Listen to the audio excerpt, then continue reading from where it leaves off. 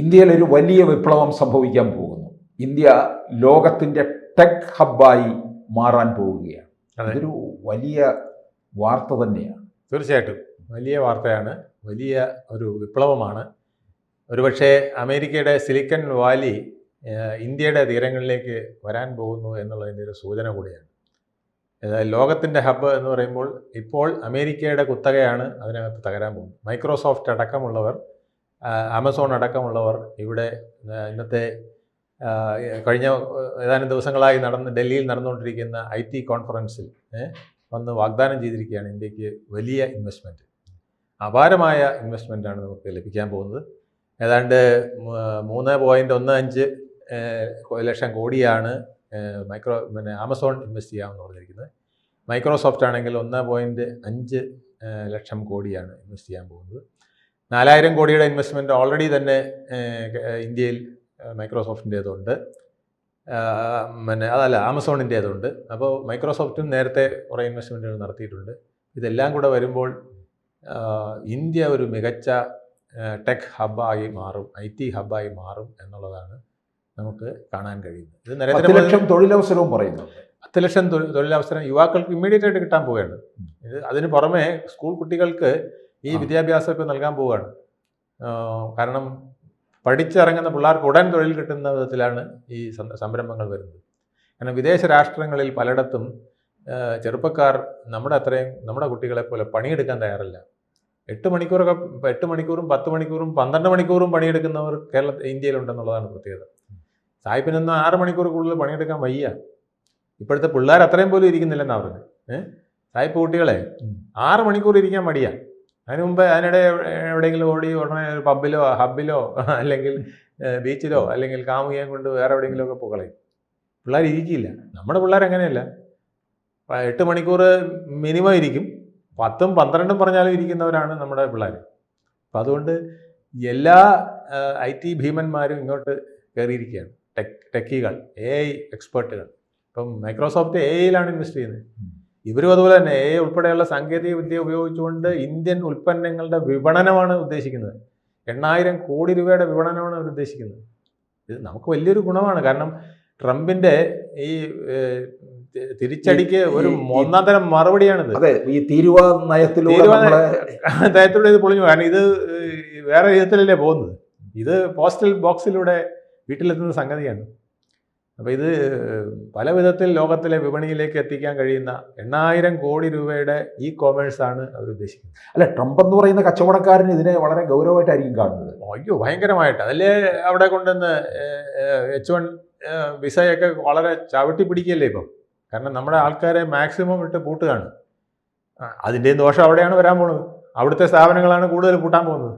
അത് പുള്ളിക്ക് മനസ്സിലാകാത്തിട്ടല്ല. പക്ഷേ ഇപ്പം ഏത് വിധേനയും ഇന്ത്യൻ ജനത അവിടെ കിടന്ന് കഷ്ടപ്പെടുമ്പം നരേന്ദ്രമോദിക്ക് അത്രയും പ്രഷർ വരണമെന്ന് ഉദ്ദേശിച്ചാണ് അദ്ദേഹം ചെയ്യുന്നത്. അപ്പം ഇത് അതിനേക്കാൾ കൂടുതൽ പ്രഷർ അവർക്കാണ് വരാൻ പോകുന്നത്. സിലിക്കൺ വാലി അപകടത്തിലായി പോകും. ഇപ്പം തന്നെ സിലിക്കൺ വാലിയുടെ ഏതാണ്ട് ബാക്ക് ഓഫീസ് എന്ന് പറയുന്നത് ഇന്ത്യയാണ്. ഇതിനിപ്പം അവിടെ പോയി പ്രവർത്തിക്കേണ്ട കാര്യമില്ലല്ലോ. വിസ ഇല്ലാതെ ഇവിടെ ഇരുന്ന് പ്രവർത്തിക്കാൻ കഴിയുന്നതാണല്ലോ ഈ സിലിക്കൺ വാലിയുടെ പ്രവർത്തനം. നമ്മുടെ കുട്ടികൾ രാത്രി 8 മണിക്ക് ഇരുന്ന് പണിയെടുത്ത് 8 മണി മുതൽ രാവിലെ 8 മണി വരെ ഇരുന്ന് പണിയെടുക്കുകയാണ് ഇവിടെ. അപ്പോൾ അവിടുത്തെ പകല് ഇവിടെ അവർ പണിയെടുത്തിട്ട് രാത്രി സിലിക്കൺ വാലി പ്രവർത്തിക്കുന്നത് നമ്മളെ ശക്തി കൊണ്ടാണ്. പകല് അവിടുത്തെ സിലിക്കൺ വാലി പ്രവർത്തിക്കുന്നത് രാത്രിയിലെ നമ്മുടെ ശക്തി കൊണ്ടാണ്. അപ്പോൾ ആ വിധത്തിലേക്ക് വലിയ മാറ്റമാണ് ഇന്ത്യയിൽ വന്നുകൊണ്ടിരിക്കുന്നത്. പക്ഷേ ദൗർഭാഗ്യമെന്ന് പറയട്ടെ, ഇന്ത്യയിലെ ആദ്യത്തെ IT പാർക്കായിരുന്ന ടെക്നോ പാർക്കിൽ ഇതിൻ്റെ ലാഞ്ചന പോലും എത്തുന്നില്ല എന്നുള്ളതാണ്. നമ്മുടെ മലയാളി കുട്ടികൾക്ക് ഇതിൻ്റെ ഫലം ലഭിക്കാൻ പോകുന്നില്ല. ലഭിക്കണമെങ്കിൽ ഇവിടുന്ന് ചെന്നൈയിലേക്കോ ബാംഗ്ലൂരിലേക്കോ പൂനെയിലേക്കോ ഹൈദരാബാദിലേക്കോ അല്ലെങ്കിൽ ഡൽഹിയിലേക്കോ വണ്ടി കയറേണ്ട അവസ്ഥയിലേക്ക് കേരളം അത്രയും കൂടെ സജ്ജമാകണമെന്നർത്ഥം. കേരളം സജ്ജമാകണമെന്ന് വെച്ചാൽ അത് ആയില്ലല്ലോ. ആദ്യത്തെ ഇപ്പം മദ്രാസിലും ബാംഗ്ലൂരിലും ഹൈദരാബാദിലും പൂനെയിലും IT ഹബ്ബ് ഉണ്ടാകുന്നതിന് മുമ്പ് ഇവിടെ നമ്മൾ ടെക്നോ പാർക്ക് തുടങ്ങിയതല്ലേ. EK നായനാരുടെ ആദ്യ കാലഘട്ടത്തിൽ തുടങ്ങിയ ടെക്നോ പാർക്കാണ്. വലിയ സംഭാവനയാണ്. ശ്രീ വിജയരാഘവന്റെ നേതൃത്വത്തിൽ തുടങ്ങിയ ആ ടെക്നോ പാർക്ക് എന്ന് പറയുന്നത് അന്ന് ഇന്ത്യ മുഴുവൻ പിടിച്ചടക്കുന്ന വിധത്തിൽ ഫ്ലറിഷ് ചെയ്യേണ്ടതല്ലേ നമ്മൾ. അത് കഴിഞ്ഞ് എത്ര ഗവൺമെൻറ്റുകൾ വന്നുപോയി. വർഷം ഏതാണ്ട് 40ഓളം ആകാൻ പോണു. 35ഓളം ആകാൻ പോകുന്നു. അത്രയും കാലത്തെ പുറകോട്ടുള്ള അടി നമുക്ക് വലിയ ദോഷം ചെയ്യും. 14 ജില്ലയിലും നമുക്ക് 14 ടെക്നോ പാർക്കുകൾ ഈ രീതിയിൽ വരേണ്ട കാലം കഴിഞ്ഞായിരുന്നു. ഇനി നമുക്ക് തുടങ്ങുമ്പോഴേക്കും ഒരുപാട് താമസിച്ചു പോകും. ഇനിയിപ്പോൾ ഇൻവെസ്റ്റ് ചെയ്യാൻ പോലും പണമില്ലല്ലോ. ആ വിധത്തിലല്ലേ നമ്മൾ പോകുന്നത്. ഇപ്പം മന്ത്രിമാർക്ക് വിദേശത്ത് പോകാൻ തന്നെ പിന്നെ മസാല ബോണ്ടിൽ നിന്ന് പൈസ എടുക്കേണ്ട അവസ്ഥയല്ലേ. ഈ കിഫ്ബി എന്ന് നമ്മൾ പറയുന്നതല്ലാതെ കിഫ്ബിക്കകത്ത് കാശ് വരണ്ടേ?